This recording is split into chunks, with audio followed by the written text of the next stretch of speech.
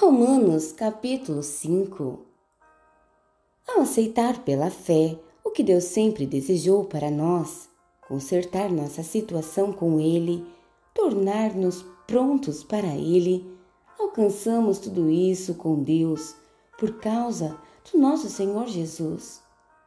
Mas ainda abrimos-nos para Deus e descobrimos ao mesmo tempo que Ele já se abriu para nós e nos achamos no lugar que Ele queria que estivéssemos, perante a graça e a glória de Deus, na presença dEle, expressando nosso louvor. Mas ainda há muito mais. Continuamos a expressar nosso louvor, mesmo que estejamos cheios de problemas, porque sabemos que os problemas podem desenvolver em nós paciência e como a paciência, por sua vez, forja o aço temperado da virtude, mantendo-nos atentos quanto ao que Deus pretende fazer. Desse modo, passamos a ter esperança. Com essa expectativa, jamais nos sentiremos enganados.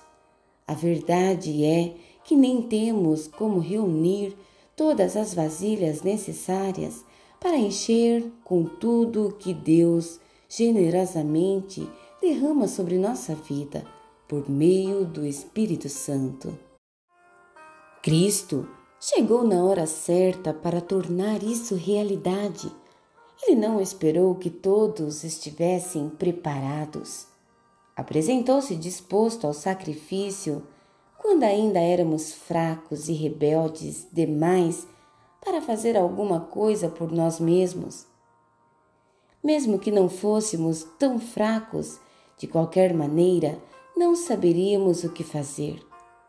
Podemos entender quando alguém morre por uma pessoa digna e como alguém bom e nobre poderia inspirar um sacrifício abnegado.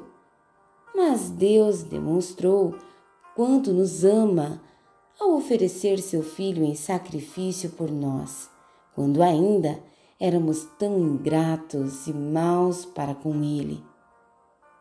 Agora que nossa situação com Deus está resolvida por meio dessa morte sacrificial, o perfeito sacrifício de sangue, não há mais razão para estar em oposição a Deus sobre qualquer assunto.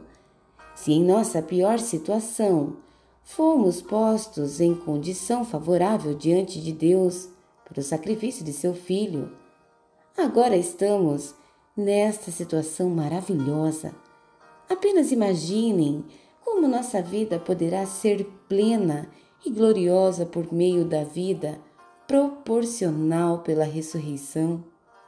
Agora que já desfrutamos esta maravilhosa amizade com Deus, não nos contentaremos com meras declarações formais, mas cantaremos louvores a Deus por meio de Jesus, o Messias.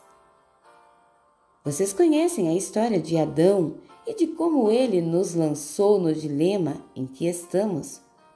O primeiro pecado, depois a morte, e ninguém ficou isento do pecado ou da morte. Aquele pecado afetou os relacionamentos com Deus em tudo e com todo o mundo, mas a extensão das consequências negativas não ficou clara até que Deus a explicasse em detalhes a Moisés.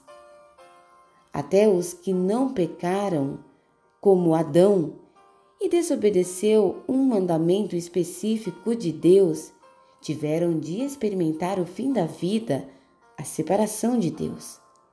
Mas Adão, que nos pôs nessa situação, também aponta para aquele que nos livrará dela. Todavia, o resgate não é proporcional ao pecado que traz morte.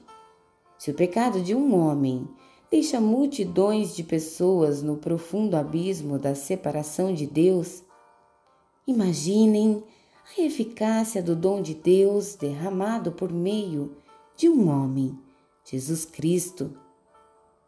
Não há comparação entre o pecado que traz morte e esse generoso dom gerador de vida.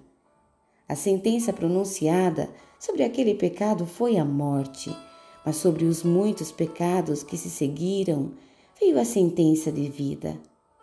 Se a morte obteve supremacia pelo erro de um homem, imaginem o que pode fazer a extraordinária recuperação da vida que agarramos com ambas as mãos, esse dom de vida extravagante, essa restauração total providenciados pelo homem Jesus Cristo.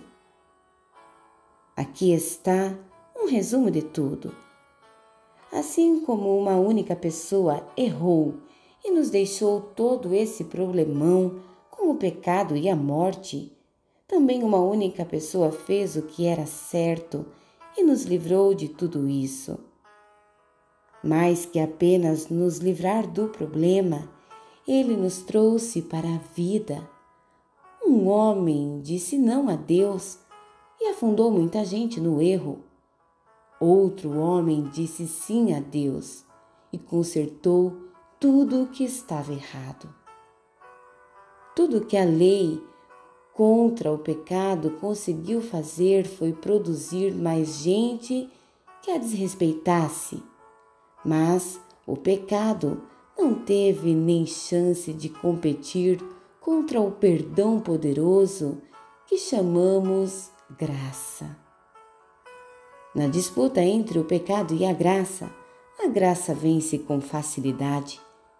Tudo o que o pecado pode fazer é nos ameaçar com a morte. Já a graça, uma vez que Deus está consertando as coisas por meio do Messias, nos convida à vida, uma vida que continua para sempre, que jamais terá fim.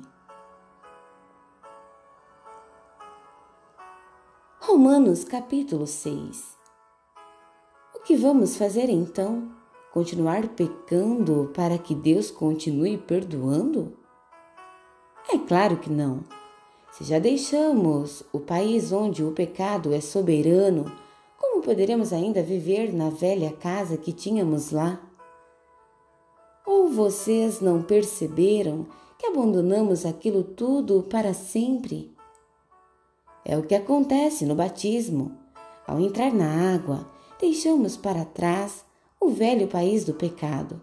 Quando saímos da água, entramos no novo país, o da graça, uma nova vida, numa nova terra. É isso que o batismo nessa vida em Jesus significa. Quando somos mergulhados na água, é como o sepultamento de Jesus. Quando somos levantados da água, é como a ressurreição de Jesus. Erguemo-nos para um mundo cheio da luz do nosso Pai e assim podemos ver por onde estamos indo no novo país da graça soberana. Mas claro que isso é impossível. Nosso velho modo de viver foi pregado na cruz com Cristo, um fim decisivo para aquela vida miserável de pecado. Não estamos mais à mercê do convite do pecado. Cremos que se estamos incluídos na morte de Cristo, que venceu o pecado, estamos incluídos também em sua ressurreição, que nos traz vida. Sabemos que quando Jesus foi levantado dos mortos, isso foi um sinal de que a morte não seria mais o destino final. Nunca mais ela terá a última palavra. Quando Jesus morreu, ele levou o pecado consigo. Agora vivo, ele traz Deus a nós. De agora em diante, devemos pensar assim: o pecado fala uma língua morta que nada significa para nós. Deus fala a nossa língua materna e entendemos cada palavra. Vocês estão mortos para o pecado e vivos para Deus. Foi o que Jesus fez. Isso significa que vocês devem conduzir a vida de um modo que não deem oportunidade ao pecado, não deem a ele nenhuma chance Evitem até as mínimas coisas que estejam ligadas com o antigo modo de viver. Abracem de todo o coração e em tempo integral o modo de Deus agir. Lembrem-se de que vocês foram ressuscitados. O pecado não pode mais ditar as regras na vida de vocês. Afinal, vocês não estão mais vivendo sob a velha tirania. Estão vivendo na liberdade de Deus. Agora, se estamos livres da velha tirania, podemos viver como quisermos? Uma vez que estamos livres na liberdade de Deus, podemos fazer o que nos vier à cabeça? De jeito nenhum. Vocês sabem por experiência própria que certos atos baseados numa suposta liberdade acabam destruindo a liberdade. Ofereçam-se ao pecado, por exemplo, e será o último ato livre de vocês.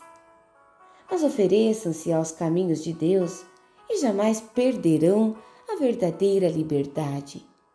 Durante a vida inteira, vocês deixaram o pecado ditar as regras. Mas graças a Deus, vocês começaram a ouvir um novo Senhor, cujas ordens os deixam livres para viver na liberdade dele. Falo da liberdade para facilitar a compreensão. Vocês com certeza se lembram do tempo em que faziam o que queriam, sem se importar com os outros, nem com Deus, e a vida só piorava, enquanto a liberdade diminuía. Quanta diferença agora! Vocês vivem na liberdade de Deus com a vida restaurada, crescendo em santidade. Durante todo o tempo em que vocês faziam o que queriam, ignorando Deus, nem se preocupavam em pensar ou viver de modo correto, nem cogitavam fazer pelo menos alguma coisa certa. Mas isso era liberdade? O que ganharam com isso? Nada de que possam se orgulhar agora, não é? Onde isso os levou? A um beco sem saída. Mas agora que encontraram a verdadeira liberdade, não precisam mais ouvir as exigências do pecado. Vocês descobriram o prazer de ouvir Deus falando com vocês. Que bela surpresa! Uma vida plena, restaurada, integrada no presente, com muito mais vida a caminho. Trabalhem para o pecado por toda a vida e seu pagamento será a morte.